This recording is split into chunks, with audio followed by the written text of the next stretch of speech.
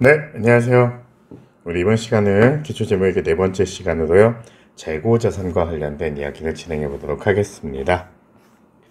그래서 오늘 보실 건요. 우리 재고자산의 의의와 이 재고자산을 측정하는 방법, 그리고 상품 매매 거래의 기장 방법, 즉 분계를 얘기하고요. 그리고 수량이 부족한 감모 손실과 관련된 이야기, 그리고 단위 원가를 결정하는 방법, 우리가 흔히 얘기하는 물량 흐름에 대한 가정이다 라고 이야기하고 있고요. 마지막으로는 이 재고자산의 평가손실과 재고자산 감모손실과 관련된 이야기를 진행해 보도록 하겠습니다. 자, 제일 먼저 여러분들 재고자산의 의의인데요. 자, 재고자산이다 라고 얘기하면요, 통상적으로 정의하고 세부 계정을 어떻게 표시할 건지 보겠는데요. 가장 중요한 말은 이거 같습니다. 통상적인 영업 과정에서요, 판매를 위하여 보유 중인 자산. 여러분들 가장 중요한 키포인트는요, 맞습니다. 판매를 목적으로 인해 보유하고 있는 겁니다. 두 번째로는요, 마찬가지입니다. 판매를 위하여, 이번에는요, 생산 중인 자산도 재고 자산입니다. 즉 여러분들 현재 완성이 돼서 보유 중이거나요, 혹은요 생산 중에 있는 것들 중에서 무슨 목적으로 있다면요, 네 맞습니다, 판매를 목적으로 하고 있다면 우리가 재고 자산이다 라고 얘기합니다. 그럼 여러분들 우리 재고 자산이다 라고 하는 걸 한마디로 정의하면 여러분들 무슨 목적으로 보유하고 있는 자산을 의미하고 있을까요? 네, 맞습니다. 판매를 목적으로 보유하고 있는, 그 전에부터 얘기했던 주된 거래다라고 하는 이야기가 여기에 해당하게 되겠습니다. 그 세 번째, 여러분들 이거는 원가회계 영역인데요. 생산이나 용역 제공에 사용될 원재료나 소모품들도 우리가 재고자산이다 라고 얘기합니다. 왜요, 여러분들?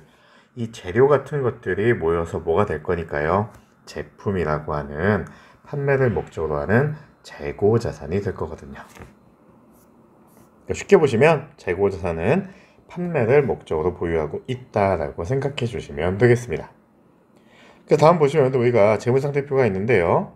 여러분들 재고자산의 위치를 보시면 일단 어디 안에 있나요, 여러분들? 그렇죠, 여러분들 재고자산이니까 당연히 자산이고요. 예, 유동자산입니다. 즉 여러분들 유동자산은요, 정상 영업주기 이내 혹은 회계기간 이내에 우리가 현금으로 전환하는 걸 우리가 유동자산이다 라고 좀 표현하고 있거든요. 즉 여러분들 유동 항목에 재고자산이 있다는 얘기는요, 가급적이면 빨리빨리 팔아서 처분해서 우리가 이익 내는 게 목표인 거다라고 생각해 주시면 되겠습니다. 그래서 재무상태표 여러분들 우리가 최종 보고할 때는 이렇게 보고합니다. 그래서 뭐 취득 원가, 내가 사온 금액이 있고요.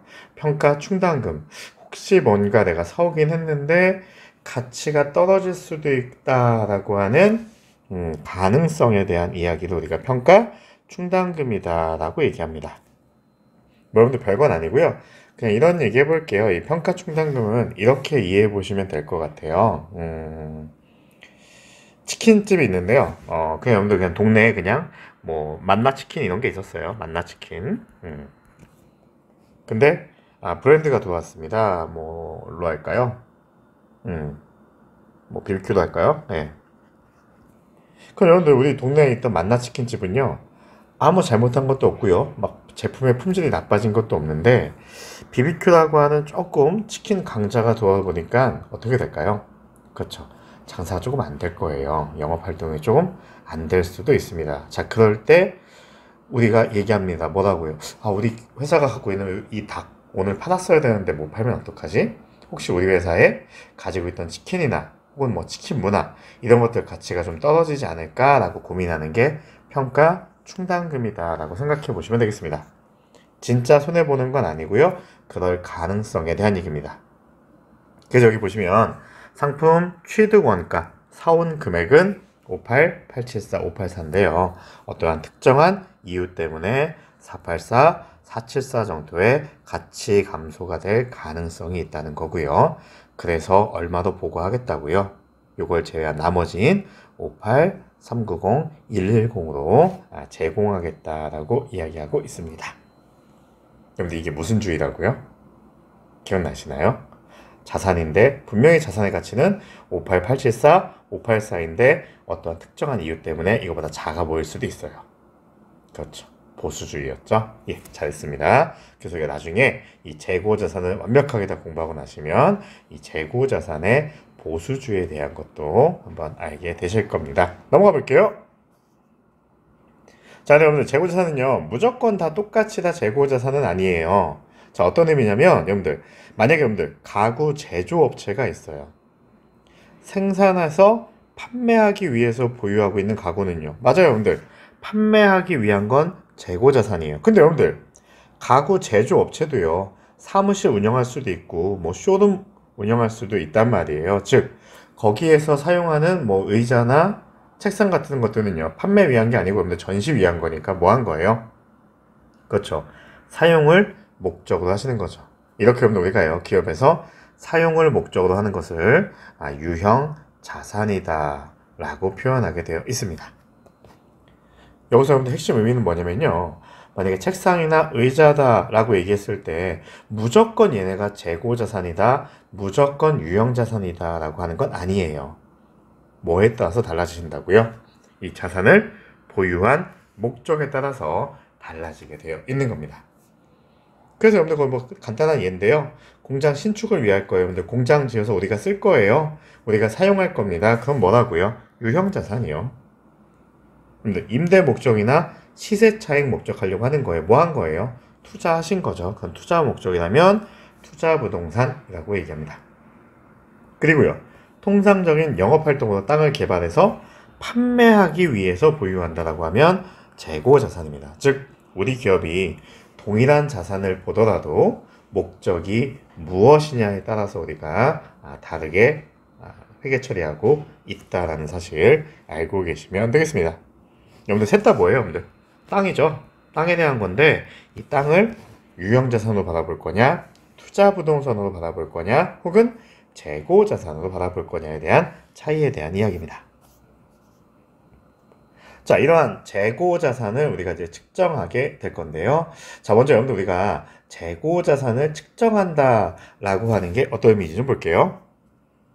자, 우리 재고자산의 취득원가다라고 얘기하는 건요, 여러분들. 자, 이렇게 얘기할게요. 그거 얼마 주고 사왔지? 이거 얼마짜리지? 라고 얘기하는 게 취득원가입니다. 뭐냐면 이 재고자산의 금액을 확정짓는 걸 우리가 취득원가다라고 표현하고 있습니다. 여러분들 일반적으로요, 모든 것들에 다 금액을 측정할 때는 이렇게 표현합니다. 어떻게요? 수량과 단가의 조합으로 우리가 금액을 표시합니다. 여러분들 아주 쉽게 얘기하면요. 여러분들 지갑 속에 손을 넣어봤더니요. 지폐가 한 3장 정도 잡혔습니다.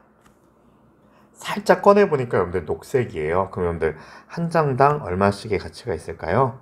10,000원씩의 가치가 있겠죠. 그러면 금액은 얼마인가요? 그렇죠. 30,000원이라는 금액이 되시겠죠. 그래서 여러분들 우리 회계학에서 얘기할 때 금액이다 라고 표현하는 건 수량과 단가의 조합을 의미하고 있습니다.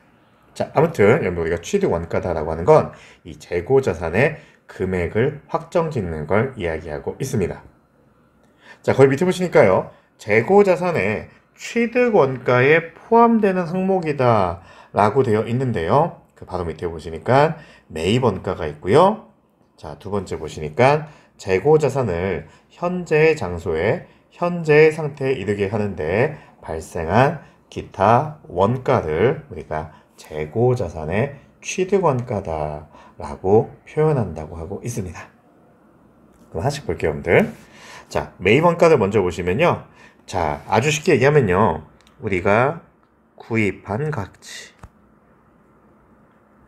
혹은 구입 가격이라고 생각하시면 됩니다. 자, 우리 매입원가다라고 하면 내가 사온 금액이에요. 사온 가치입니다, 여러분들. 자, 그래서 우리가 이 매입 가격에다가요. 매입 부대 비용을 포함해서 이야기하고 있습니다.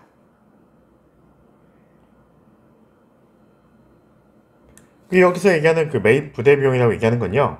이 재고자산을 취득하는 과정에서 불가피하게 발생한 원가를 이야기하고 있습니다. 자, 어떤 건지 제가 사례 한번 만들어 볼게요.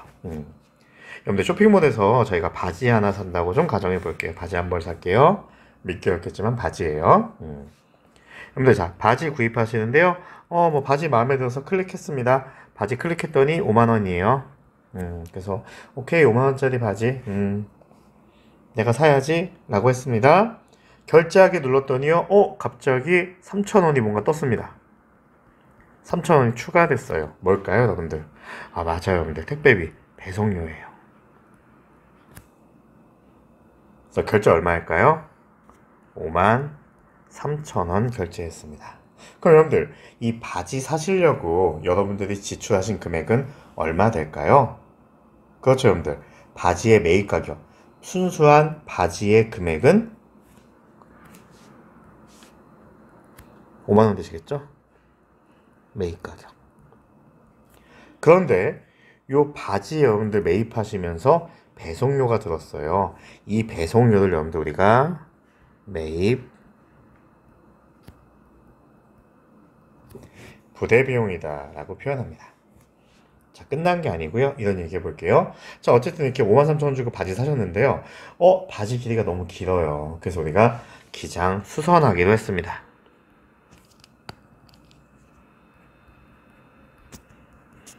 4,000원 들었다고 가정해 볼게요. 그럼 여러분들 제가 지출한 총 금액은 얼마 되실까요? 57,000원 되시겠네요. 그럼 생각해 보시겠죠? 아, 수선비 4,000원도 바지 만들면서 바지 입으면서 쓴 돈이구나. 얘도 그럼 매입 부대 비용일까? 라고 생각해 보시면 얘는 아닙니다. 왜 아닐까요, 여러분들? 다시 한번 살펴볼게요, 여러분들. 자, 뭐가 있냐면 이 매입 부대 비용은요. 그렇죠. 해당 자산을 취득하면서 해당 자산을 구입하면서 발생한 부대 비용인데 불가피하게 발생한 원가예요. 여러분들 불가피하게 발생한 원가다라고 하는 건 그렇죠. 매입자 입장에서 구입자 입장에서 선택권이 없이 피할 수가 없던 거라는 겁니다. 여러분들 이 배송료 안 내시면요. 안 와요, 저한테. 구매자가 선택할 수 있는 권한이 아니에요. 불가피한 겁니다. 회피할 수가 없어요. 어떻게 이거를 안 낼 수 있는 방법이 없습니다. 물론 뭐 몇십만 원 이상 사면은 무료 배송인데요. 교수님 요즘에 하나만 사도 무료 배송이에요 라고 얘기하시면 속상해요. 네. 자, 그런데 여러분들 바지 기장이 길어요. 여러분들 바지가 길면 꼭 수선해서 잘라내야 되나요? 물론 그럴 수도 있습니다만요. 네. 바지는 여러분들 롤업해서 접어서 입을 수도 있어요. 그럼 여러분들 이 수선했다는 건요. 그쵸. 꼭 불가피한 비용은 아니죠. 뭐 할 수 있어요? 회피 가능한 비용이 되시죠. 그래서 여러분들 우리가 일반적으로 취득 원가를 얘기할 때는요. 모든 자산에 대해서 얘기합니다. 모든 자산에는요. 취득 원가를 얘기할 때 이렇게 좀 표현할게요. 내가 준 대가다. 내가 준 대가다 라고 좀 얘기할게요. 자, 어떤 거냐면 여러분들 저희가 태블릿 사시면서요. 자, 현금 가지고 있던 거 뭐 30만 원 우리가 내셨고요. 그리고 상품권 가지고 있던 게 있어요. 상품권 뭐 50만 원치 있었습니다. 그럼 여러분들 제가 이 태블릿 PC 구입하시면서 총 얼마의 대가를 주신 거예요? 그렇죠. 80만 원의 대가를 주셨죠. 그럴 때 이 태블릿의 취득 원가는 얼마라고요? 80만 원이다 라고 표현합니다. 이렇게 얘기하면 여러분들 조금 이 불가피하게 발생한 원가다 라고 하는 거 이해해 보실 수 있을까요? 네. 그래서 여기까지를 우리가 취득 원가다 라고 얘기하고요. 재고자산의 취득 과정 이후에 발생한 비용은 그냥 비용으로 씁니다. 자산으로 인정하지 않겠다는 겁니다.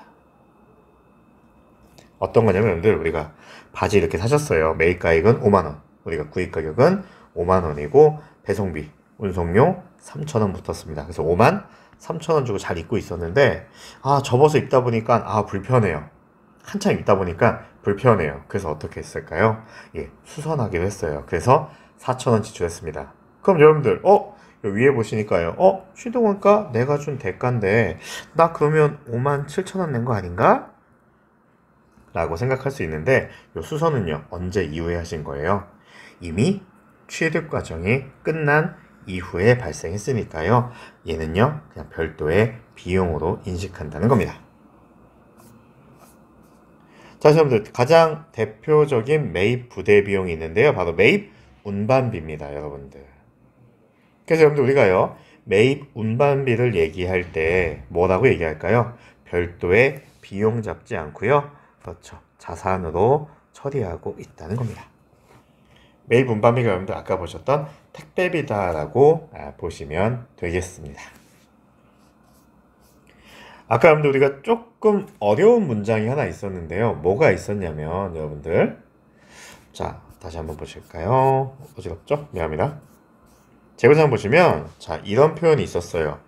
재고자산을 현재 장소에 현재의 상태로 이르기까지 발생한 기타 원가들도 우리가 취득 원가다라고 표현했는데요. 자, 요건 여러분들 그냥 이해하면 좀 어려우니까요. 에어컨 얘기 한번 해볼까요? 여러분들 우리 에어컨 하는데 샀다고 가정해 볼게요. 자, 에어컨 샀습니다. 여러분들 에어컨 집에서 사용하시려면요. 어떻게 하셔야 돼요? 일단 뭐 해야 돼요? 그렇죠. 집으로 배송해 주셔야 되죠. 그리고 뭐 하셔야 돼요, 여러분들? 집에 배송되면 끝나요? 에어컨 쓸 수 있나요? 안 되죠. 일단 여러분들 에어컨 우리 집까지 왔어요. 그리고 뭐 하셔야 돼요? 에어컨? 맞아요. 설치해 주셔야 되죠. 여러분들 에어컨, 미안합니다. 에어컨 설치하시는 거 보시면요. 뭐예요? 에어컨 뭐 고정하시고, 뭐 밖에다가 실외기 설치하시고, 뭐 이제 뭐 배수관 설치하시고, 뭐 만약에 배수관 설치하는데 벽에 구멍이 안 뚫려 있으면 뭐 타공도 하시고, 뭐 이러신 게 되겠죠. 맞나요? 네. 그렇게 다 해주셔야지 뭐 하실 수 있어요. 그렇죠. 에어컨 사용하실 수 있죠. 지금 과정에서 우리가 무언가 비용 지출된 게 있는 걸 바로 이걸 얘기하는 겁니다. 현재의 장소에. 일단 우리 집까지 와야 되죠? 배송비 있습니다. 그리고 뭐 해야 돼요? 현재의 상태. 에어컨이 정상적으로 작동하고 있습니다. 라고 하려면 뭐 하셔야 돼요? 설치하셔야 되죠. 그래서 우리가 우리 집까지 안전하게 오고 있고 그리고 뭐 사용할 수 있게 설치하는 데까지 필요한 모든 지출 금액들을 우리가 뭐라고 부른다고요? 그렇죠. 취득 원가에 포함되고 있는 항목들이다라고 봐주시면 되겠습니다.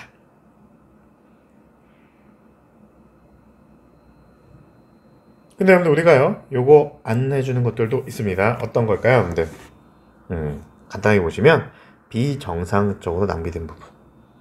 여러분들 만약에 우리가 그럼 자산 취득하면서 자산 구입하면서 돈 쓰는 게 많으면 취득원가 높아지겠네? 그럼 여러분들 무한정 높아져요. 그래서 우리가 비정상적으로 낭비된 부분은 인정하지 않고요. 자, 두 번째 보시면요. 보관이 필요한 경우 이외의 보관원가. 여러분들 뭐가 있을까요? 이렇게 생각해 볼게요, 여러분들. 우리 뭐 특정한 재고자산이 있는데 이 재고자산은요 실온에 보관하면 됩니다.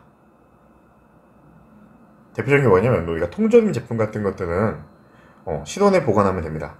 근데 뭐 하세요? 그렇죠. 뭐 신선하게 보관하고 싶다고 냉장 보관한다 라고 하시면 불필요하게 여러분들 보관 원가가 들어가는 거겠죠. 그런 것들 안 된다는 거고요. 나머지 거는요 뭡니까? 기여하지 않은 것들. 그리고 타임 여러분들 뭐에 대해서요? 판매 원가는 우리가 포함되지 않습니다. 여러분들 4번만 좀 살펴볼게요. 판매 원가는 뭐냐면 우리가요 운반비라고 얘기하는 게 여러분들 우리가요 매입할 때는 무언가 운반비가 발생하면 자산으로 처리합니다. 근데 여러분들 우리가요 이런 얘기 해볼게요. 자, 아까 바지 얘기했는데요. 이 바지가 5만원짜리예요. 운송료가 3,000원이에요. 근데 우리가 뭐 얘기했냐면 이렇게 얘기했어요. 이거 선물 포장해주세요 라고 뭐 요청사항에 선물 포장해주세요 라고 저희가 요청했다고 좀 가정해 볼게요. 그럼 여러분들 판매자 입장에서는요 이렇게 올려놨어요. 혹시 선물 포장 필요하시면 말씀해주세요 라고 얘기했단 말이에요. 그랬더니 이 구매자가 저 이거 5만원의 매입가액이고요 3,000원의 매입 부대 비용이 있어서 53,000원 결제했는데 선물 포장해 주세요 라고 얘기하면 이 판매자는요, 예쁘게 박스에다가 넣어줬다고 좀 가정해 볼게요. 그림 그리기 되게 힘드네요. 그래서 이렇게 하면 우리가 박스에 포장하시면 판매자 입장에서는 1,000원 정도가 더 들어간다고 해볼게요. 위에 뭐 이렇게 포장지도 이렇게 좀 붙이시고 박스도 하다 보니까요. 이게 여러분들 판매하면서 발생하는 비용입니다. 판매 원가. 얘는 여러분들 뭐 하셔야 돼요? 그냥 판매자가 부담하는 비용이 됩니다. 소비자한테 전가할 수가 없습니다. 그래서 뭐가 안 된다고요? 판매와 관련해서 우리가 비용 쓴 게 있다면, 그렇죠, 취득 원가에는 반영할 수가 없다라는 이야기가 되겠습니다. 뭐 별거 아닙니다. 네. 자, 여기서 보시면 이 취득 원가에 포함하는 회계 처리와 발생 기간 비용, 그 회계 처리다라고 되어 있는데, 여러분들 사실은 이 비용을 언제 인식하느냐에 대한 차이밖에 없습니다. 여러분들 무슨 얘기냐면, 자, 아까 여러분들 우리가 5만 원짜리 우리가 바지 취득하시면서 3,000원의 비용이 있었어요. 요거 여러분들 우리가 만약에요, 취득할 때 3,000원 그냥 비용 처리하시면, 이거 그냥 비용 처리하시면, 그렇죠, 단기에 3,000원의 비용이고요. 저 바지 판매하시면요, 내가 바지 사온 원가가 얼마예요? 5만 원이죠? 그때 인식해야 될 매출 원가도 5만 원이에요. 총 비용은 얼마예요? 53,000원이에요. 자, 그런데요, 저 3,000원을요 그냥 매입가에 자산으로 처리했어요. 그럼 이제 이 자산은요, 바지라고 하는 자산은 얼마짜리가 될까요? 53,000원짜리이기 때문에 처분되면요, 팔려 나가면 53,000원이라고 하는 매출 원가를 인식하게 돼요. 결국 비용 얼마나 인식하게 되는 거예요? 53,000원 인식하게 돼요. 그래서 여러분들 우리가 기업에서 어떠한 지출이 있었을 때 자산으로 인식하든 비용으로 인식하든 그냥 시점에 대한 차이만 있을 뿐이지, 총 인식해야 될 기업에서 느끼는 손익, 이익과 손실 금액은 같다라고 봐주시면 되겠습니다. 그 얘기가 바로 이 비용의 미래 이연과 관련된 겁니다. 그래서 우리가 시작이 5만 원이었으면 끝날 때도 5만 원이고요. 시작이 53,000원이었으면 끝날 때도 53,000원이 된다는 얘기입니다. 시기의 문제지 어마운트에 대한 문제가 아니다라고 생각해 주시면 되겠습니다.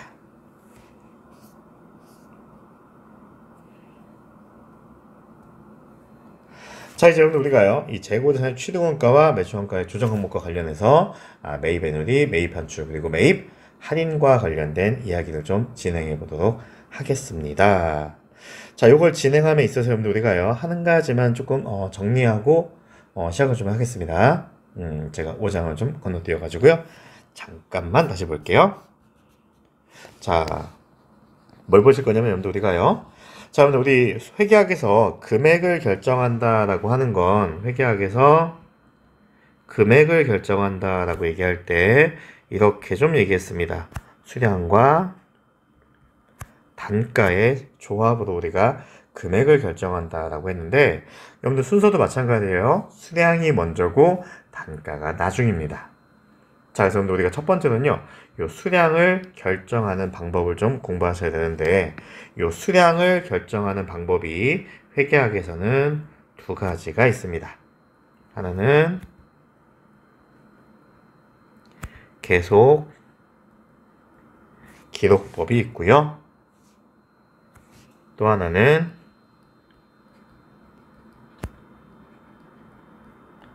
실질재고 조사법이 있습니다. 자, 여러분들 이제 이런 얘기 해볼게요. 자, 여러분들이 아이스크림 가게예요. 자, 아이스크림 가게인데요. 자, 여러분들 아침에 이 색깔로 하면 좀 안 예쁠 것 같네요. 자, 여러분들 아침에 출근했더니 아이스크림이 10통 있었대요. 아이스크림이 10통 있었답니다. 그래서 오늘 장사하려고요, 발주했어요. 주문했어요. 주문했어요. 40통 주문했습니다. 그럼 이제 여러분들 우리 아이스크림 가게에는 아이스크림 몇 통 있을까요? 그렇죠, 50통 있겠죠. 자, 그리고 판매했습니다. 판매했어요. 35통 판매했습니다. 그럼 여러분들 퇴근할 때 여러분들 우리가 마감할 때 보시면 아이스크림은 몇 통 남아 있을까요? 그렇죠. 15통 남아 있겠죠. 자, 이렇게 접근하시는 건데, 자, 그럼 이렇게 한번 접근해 볼게요, 여러분들. 자, 출근할 때, 자, 시작할 때 여러분들 아이스크림이 있었습니다. 조금 이제 예쁘게 얘기할까요, 여러분들? 우리 회계할 때 시작하는 걸요, 기초다라고 표현하고 있죠. 자, 그리고요, 사와서 증가했습니다. 발주해서 증가했습니다. 제가 증가라고 할게요, 여러분들, 증가. 자, 이렇게 50톤 가지고 있었는데요. 판매해서 감소하게 됐고요. 그리고 마감은 뭐라고 부를까요? 그렇죠. 끝나는 날짜니까 끝나는 시간. 기말이다라고 얘기할게요. 자, 근데 우리가 수량을 세는 방법에 있어서 어떤 얘기 하냐면, 자, 제가 편의상 여기 기초를 1번 이렇게 매기고요. 증가하는 걸 2번. 그리고 판매해서 감소하는 걸 3번. 그리고 기말에 보유하고 있는 걸 4번이다 라고 얘기할게요. 그럼 여러분들 당연히요. 1번과 2번의 합은 3번과 4번의 합이 되시겠죠. 여러분들 계속기록법은요. 사장이요. 계속해서 옆에서 지켜보고 있는 겁니다. 뭐냐면 그래? 장사 시작할 때 10통이었어? 자, 이제 그럼 몇 통 발주했는데 몇 통 사왔는데 40통 사왔어? 사올 때도 계속 옆에서 지켜보는 겁니다. 한 통 들어왔구나, 2통 들어왔구나, 3통 들어왔네, 4통 들어왔네, 40통 다 들어왔다 라고 계속 옆에서 보는 겁니다. 그리고요, 판매될 때도 옆에서 계속 세고 있는 거예요. 뭐라고요? 한 통 팔렸네, 2통 팔렸네, 3통 팔렸네, 4통 팔렸네 라고 팔 때도 계속 보는 겁니다. 그러면 뭐가 남을까요? 그렇죠. 4번이 남겠죠. 계속해서 지켜보는 겁니다. 자, 그런데요, 실질적 조합법은요, 사장님이 굉장히 쿨하신 분이에요. 그냥 일단 안 나옵니다. 일단 그냥 믿어요. 뭐라고? 몇 통 샀다고? 40통이요. 알았어 라고 얘기하고요. 퇴근할 때요, 우리 마감 칠 때 한 번만 딱 오세요. 와가지고 뭐만 봐요? 아이스크림 남아있는 통만 셉니다. 몇 통 남아있니? 15통 남아있어요. 그래? 그럼 나머지 거는 다 팔았겠네? 라고 쿨하게 생각하는 방식이 실지재고 조사법이 되겠습니다. 여러분들 어떤 사장을 선호하시나요? 저는 당연히 후자입니다. 네. 그래서 우리가 이 흐름에 대해서 얘기할 때 이렇게 표현하는 방식이 계속기록법과 실질재고 조사법이다라고 생각해 보시면 되겠습니다. 차이가 또 하나 있는데요. 계속기록법은 여러분들 이렇게 생각해 보시면 돼요. 어떤 얘기냐면, 자, 우리 회사가 아까 얘기했던 아이스크림 회사인데요. 우리 사장이 진짜 꼼꼼하신 분이에요. 그래서 계속기록법은요, 이렇게 보시는 거예요.